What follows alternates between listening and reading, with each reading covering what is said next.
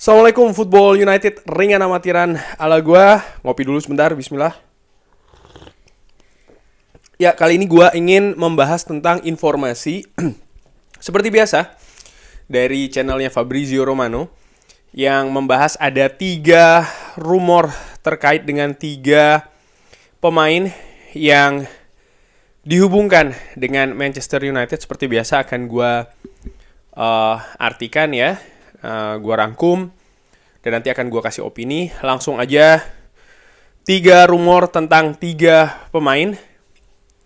Apakah Manchester United akan bergerak di transfer Januari tahun depan, Januari 2023, terutama untuk posisi striker. Januari tahun ini Manchester United dinilai melakukan kesalahan. Ralf Rangnick meminta mendatangkan pemain, utamanya striker, tapi cukup frustasi karena tidak dituruti oleh Manchester United. Dusan Vlahovic, Luis Diaz, dan juga Julian Alvarez, semua ini 3 pemain depan atau penyerang ya, karena Luis Diaz bukan striker murni tapi termasuk pemain penyerang yang dengan skill yang luar biasa.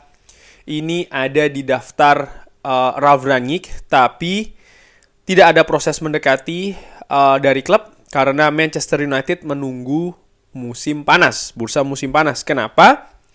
Menurut gue ringan amatiran ada 2 alasannya. Nomor 1, ya status dari Ralf Rangnick ini kan sebagai hanya sementara. Sementara Manchester United tentu saja pada saat itu juga masih berburu manajer permanen yang akan menangani klub dimulai dari musim panas tahun ini. Nampaknya Manchester United menunggu manajer permanen dulu sebelum memutuskan atau memberikan budget ya untuk membeli pemain, karena tentu saja ya Ralf Rangnick sekali lagi hanya sementara saja. Fokusnya nanti ketika manajer permanen itu sudah didapatkan, dan memang ini yang terjadi di mana Manchester United di musim panas tahun ini ya menghabiskan jumlah uang cukup banyak di bursa transfer. Nama pertama yang dibahas oleh Fabrizio Romano adalah Victor Osimhen dari Napoli. Apakah akan didekati di bulan Januari? Musim panas yang lalu, bursa musim panas yang lalu ini, di ujung jendela transfer ada kabar terkait dengan Napoli, Victor Osimhen, dan juga Cristiano Ronaldo. Jorge Mendes, sang agen, mendekati Napoli untuk melihat ada kemungkinan tentang Cristiano Ronaldo bermain di Napoli, tapi Napoli mengajukan syarat yang cukup memberatkan bagi Manchester United ya, yaitu status Cristiano Ronaldo pinjaman dan beban gaji masih dibayarkan oleh Manchester United. Lalu Victor Osimhen harus ditebus dengan harga 100 juta. Bagaimana keadaannya sekarang terkait dengan Victor Osimhen? Napoli dikabarkan oleh Fabrizio Romano tidak ada niatan menjual. Pemain ini merupakan pemain vital, pemain penting di Liga Serie A dan juga UEFA Champions League.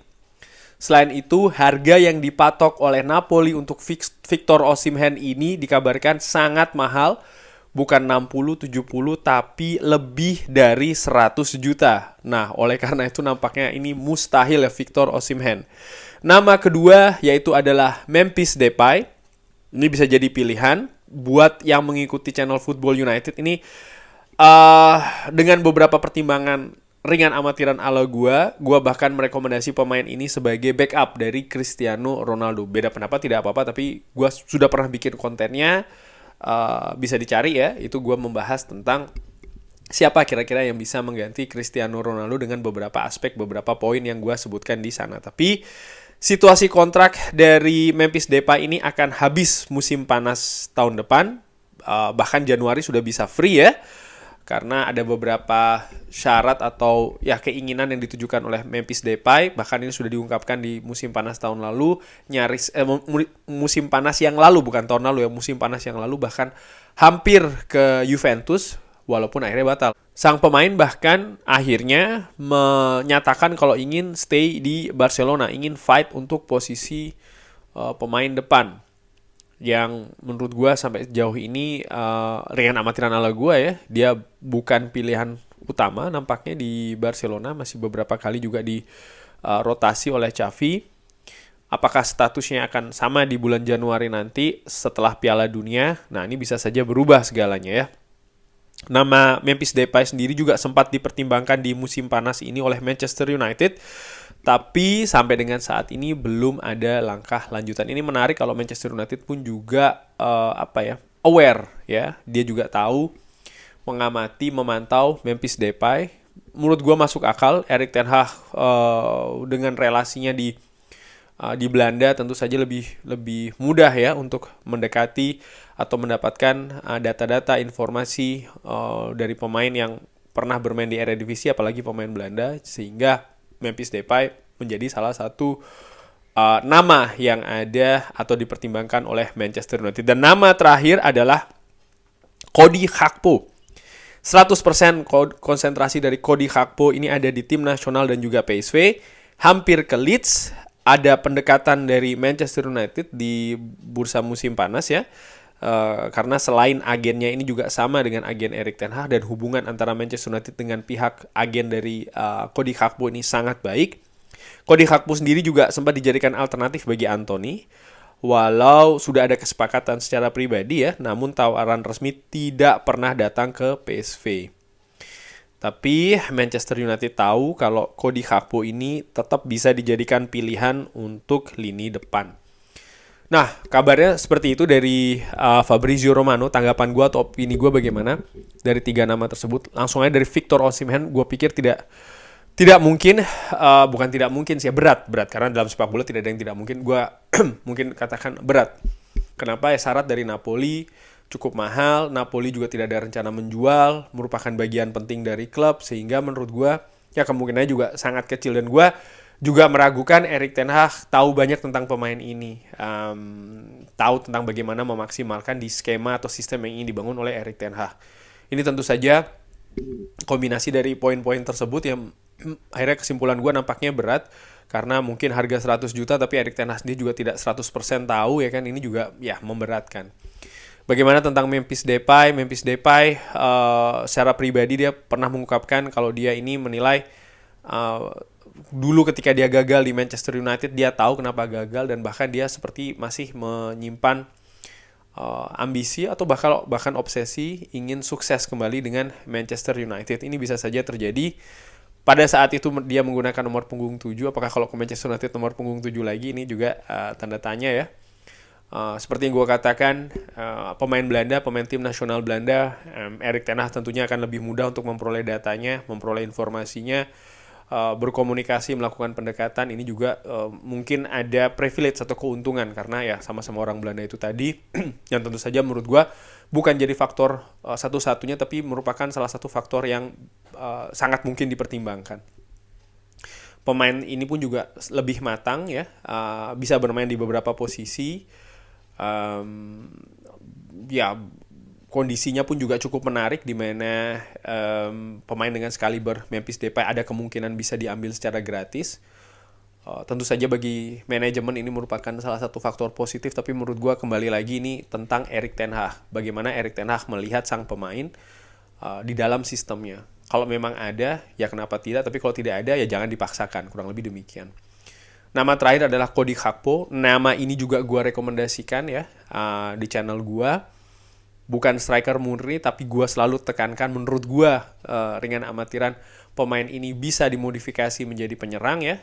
Bisa bermain di kiri, dan kemarin dicoba oleh Louis van Gaal di belakang striker juga bisa tampil bagus. Musim ini nampaknya musim yang cukup cerah bagi Cody Gakpo, baik itu di klub maupun juga di tim nasional.